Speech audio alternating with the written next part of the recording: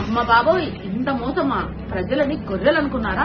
గచ్చిబౌలి భూమి గురించి గత 4 రోజులుగా ఫేక్ న్యూస్ ని నేను కూడా నిజం అనుకున్నా. కానీ అసలు నిజమేంటంటే, నిజం తెలుసుకోండి, know the truth.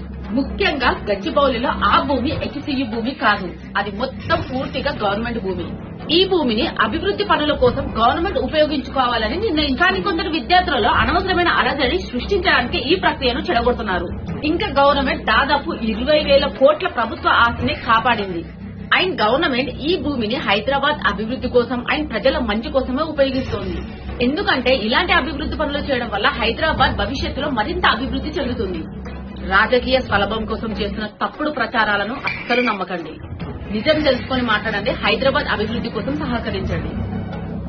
Sorry for that. నిజంగా నాకు ఒక విషయం ఓపెన్ గా చెప్తున్నాను సార్, నాకు ఏ నాలెడ్జ్ లేదు పాలిటిక్స్ లో. నేను చాలా నార్మల్ గా ఉంటా.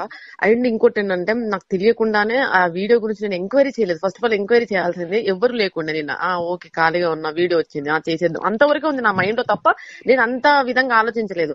అండ్ వాళ్ళకి నేను మరీ అడిగాను, దీనివల్ల ఏమైనా ఇష్యూస్ వస్తాయా, దీనివల్ల ఏమైనా పొలిటికల్ గా నాకు ఏమైనా ప్రెషర్ ఉంటుందా, ఏమైనా మీడియా నుంచి ఏమైనా ప్రెషర్ అవుతుంది, ఏమైనా నెగిటివ్ వస్తుందా అంటే లేదమ్మా ఏది రాదు, ఇదంతా జెన్యూన్, ఇదే అని చెప్పి వాళ్ళు గట్టిగా చెప్పేసరికి నేను ఏ ఎంక్వైరీ చేయకుండా వీడియో చేసి రిలీజ్ చేశాక నా కామెంట్ చదివాక దాని తర్వాత నేను యూట్యూబ్ లోకి వెళ్ళి హెచ్సియు గురించి అప్పుడు ఎంక్వైరీ చేస్తే నాకు ఇదంతా విషయం తెలిసింది.